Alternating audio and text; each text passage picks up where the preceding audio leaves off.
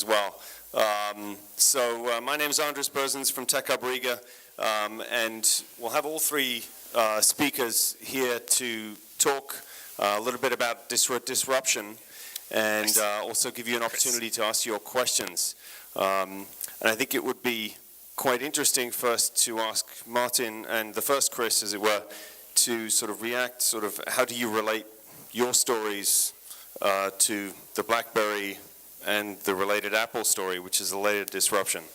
So any sort of thoughts on parallels?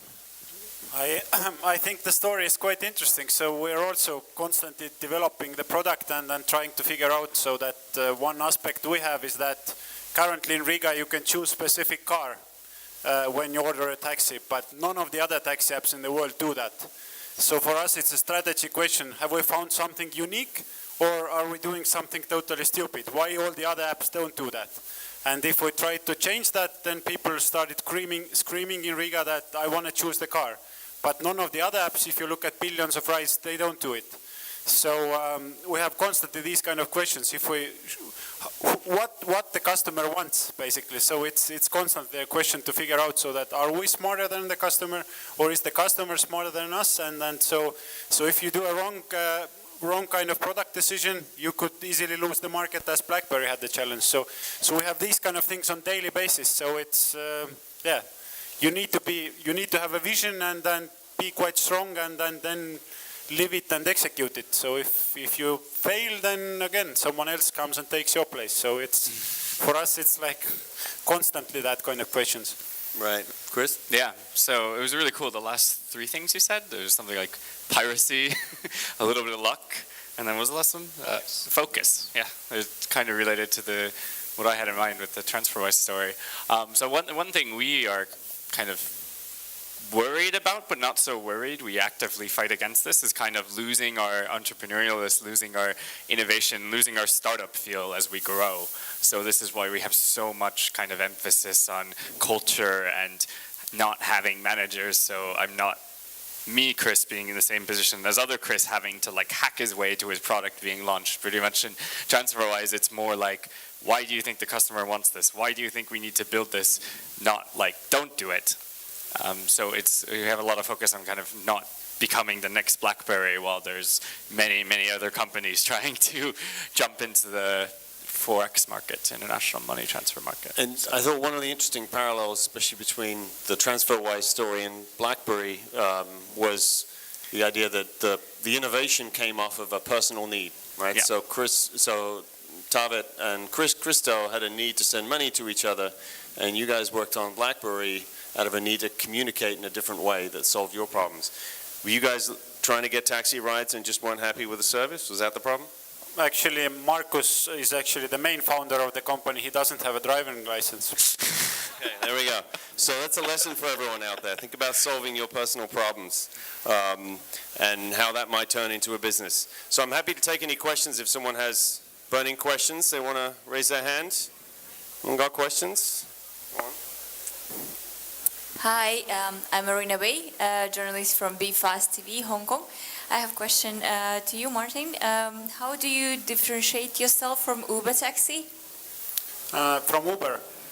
I would say that Uber, if we look at Western Europe and the markets where taxis are relatively expensive, so an average ride is 25, 30, 40, 50 euros. If we look at Eastern Europe, taxis are rather cheap. So in Western Europe, Uber has cleared the price advantage so that the ride sharing is just so much cheaper, 30-40% cheaper. It's obvious choice also for the customers. If we look at Eastern Europe, Uber doesn't have that benefit here because when Uber comes to Estonia or Lithuania, there are taxis that are cheaper than Uber. So their only benefit is quality, if they can provide better quality. And what we see is that in many markets, actually, we are before the Uber, and we have bigger market share, and we have good enough quality. So it's quite hard to basically fight. And we see that this industry quite much is currently the first one takes it all.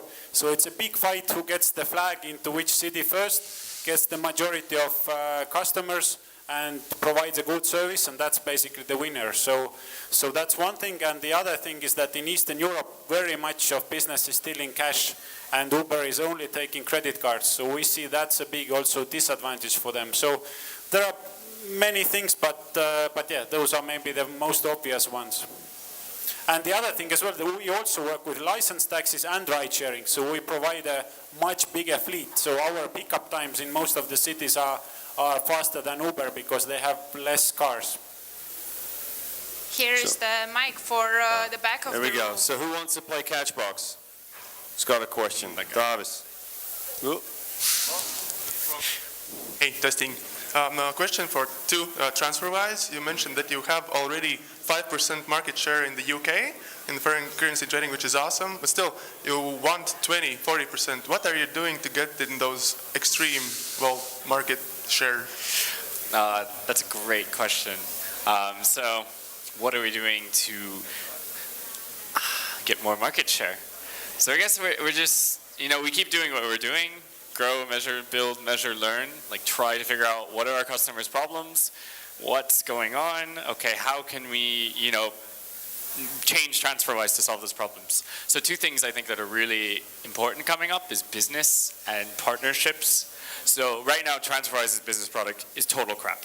Like no one has ever spent any time on it. We're a consumer money transfer company, but business customers that are somehow just hacking their way to use TransferWise give us like an enormous amount of revenue and very high lifetime value. And so like there's kind of a business name I think that just formed that really has a huge potential. So that will help us get us more market share. And then of course getting TransferWise to places where people normally do international money transfers. So we launched our 2 partnerships with LHV in Estonia, and then this kind of fintechy new bank in Berlin-based called Number 26, and I think this has huge potential as well to get TransferWise in banks. So when banks figure out, okay, we can no longer build a system that's like TransferWise, let's integrate and take half the profits. So that's one thing, but for particular markets, it's tough. It's really tough to get new customers, no matter how big or small you are. Okay, another question then? Another question for TransferWise. I see that one of the main elephants in the room which you are fighting is Western Union. And one of their strongest features, I think, is handling cash. It's amazing how much volume of transfers international are done with cash for people who don't use banks, don't have accounts. And if I figure it right, that TransferWise requires accounts on both sides. So how do you fight Western Union? Do you have any plans to go into this cash wild west? Or wild east? Yeah, I understand. Western Union, fun. I once dressed up for a Halloween party as Western Union at TransferWise. That was fun.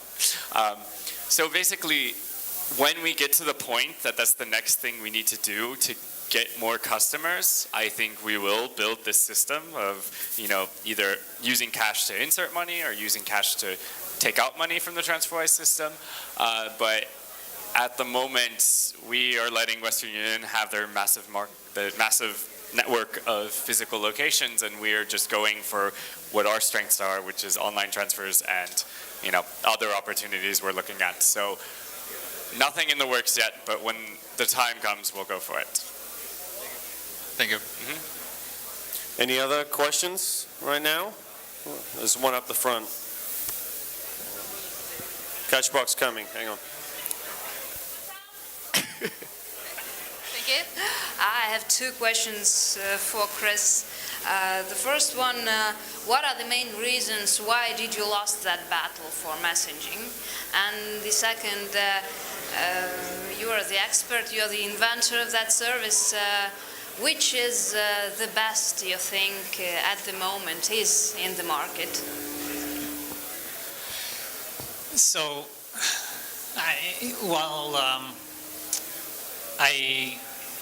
in terms of what's the best, I have to confess, I still use BlackBerry Messenger. I only use BlackBerry Messenger, and I don't use any of the others. And why we lost the market is a little bit more complicated. I'll I'll give you the condensed version, and then if you care to ask later, I can give you the longer story. But basically, as BlackBerry's fortunes declined, we had about 50, 60, 70 million devices in the market. Each of those devices was paying RIM about $8 a month. So we were making about $6 billion a year of cash from our devices in the market. If we were to put BlackBerry Messenger on iPhone and Android in those early days, that $6 billion would become $2 billion instantly, and we'd lose $4 billion of cash a year. And even though it was long-term to our demise, the fact was we couldn't justify to our shareholders why we would make a decision that would take our profits down by $4 billion. And so business decisions you make that look very innocent 10 years before can really handcuff you and lock you into a certain way as you move along. Yeah, so I think this is an interesting lesson also. If we look forward transfer-wise, right? You guys are now on money transfer, but then you mentioned cards, various other financial services products, which I'm sure will come eventually. So the question is, at what point do you think banks are going to come up against this same decision and look back at others and wonder whether they have to kill some of their profits in order to kill the competitors? So you're talking about the kinks kill their own profits? Well, they would have to, right? So I mean, if all the banks decided to send money transfer for free tomorrow, you'd be out of business, right? True. Right? So they're not doing it for the same reason that RIM didn't do it, right? So, but as you get bigger and bigger, some of them are going to start to think about it. So what I liked about this answer is kind of the profit question. So that's something we really try to shy away from, is having actually financials influence our decisions, or that our need to make money is influencing the decisions, because that can influence you to make bad decisions in the long run. So we're trying to avoid kind of having to answer to anyone else but yourself and the code and what you feel like your contribution to the customer is. But in terms of the banks, eventually TransferWise will get big enough where they no longer can compete, and then they're forced to integrate with us or have no customers in their international money transfer segment. So I think for small banks, it's a easy decision, but for big banks, it's still it'll take some time before that happens. Yeah. Any other questions? Are there any of the panelists? Eric's got one. A question for Taxify. Oh, there's one over there, right. Can you say something about how you're handling the employment question for the drivers with tax and social charges? So did I understand you ask how the employment is handled? That's right. Okay. So if you look at Eastern Europe, it's actually two sides. So if you look at taxi drivers, then most of the taxi drivers are self-employed. So they are already sole entrepreneurs, or they have some legal entities. And if we look at ride sharing for private drivers, then Estonia, the law in discussion currently in Parliament says that the driver can be a private person, and they have to pay income tax from their income, and that's it. So basically that's quite straightforward. So if other countries copy Estonian model, it would be very nice. And what we actually discuss in Latvia is that there are different tax benefits. For example, if you rent out your apartment, you can pay 10% tax only, or 10% income tax, which is about half of the normal income tax. And what we also propose to the government is that maybe ride sharing could also have some kind of tax break or tax exception, so that if it's 10%, I think it's very reasonable and most of the drivers would pay that. If it's bigger, then people have a hesitation that maybe they start hiding their taxes and so on. So we think that if tax payments are very simple, very straightforward, then most people would pay the taxes. So Eric had a question here. Okay. Hello? Yeah. I have a question then for transfer, or two questions for TransferWise. The first one is, one of the things you mentioned was one of the sources of user friction for actually transferring something is the fact that bank accounts in Estonia. When I first used it, that even if I live here in Latvia, that was one of the things. And since all of the inter-European Union transfers are regulated, has the company ever just considered making domestically or bank accounts in the users domestically available a country in the European Union just to reduce user friction? So that's the first one. We do that. You do? Ah, okay. Yes. But not in Latvia. Not in Latvia. Okay. You guys need to start using TransferWise, and then we'll implement a local bank account. And then second question is just, you mentioned that there's a huge amount of developers. The front end, I use TransferWise now for a while. The front end seems to be pretty stable. Where's all the development going? Is it the integration with the banking system, or where is it? There's lots of moving parts. So I had a slide in TechHub Baltics describing kind of where the teams are. And I mean, there's teams like kind of this expansion teams that are mostly about getting money in and out of the system. And they have, partner integrations, and also like with the partnerships, and also like specific problems like USD, you need to have ACH, which is this very complicated system for moving money that took developers 2 years. It took us 2 or 3 years to launch from USD. It failed twice. Then there's also the compliance teams, which is like the engine, like fraud. Fraud is like the most probably productive team at TransferWise because they save millions of dollars a month. It's very important. And then there's the payment processing team, which is working on a lot of different stuff, these instant payments, these kind of stuff for preparing for future products. And cards team working on cards, and marketing teams, and teams like product development teams that are solely on growth and virality. And so there's just a lot of moving parts, and only in there is like the actual customer experience team, and they're the ones doing the front end. But they've also done, for one example, they actually made these kind of fixed payments. Like, before TransferWise, you gave us a certain amount of money, and when we gave the user some other different amount of money, but there was no guarantee, and now you push the button, and it's like, your user gets this much money. So there's a lot of teams. There's a lot of stuff going on. Great, thanks. Well, I think that's all we have time for questions now. The guys, I think all three will be around still tonight if you have more questions. But a big hand for all the panelists. Thank you.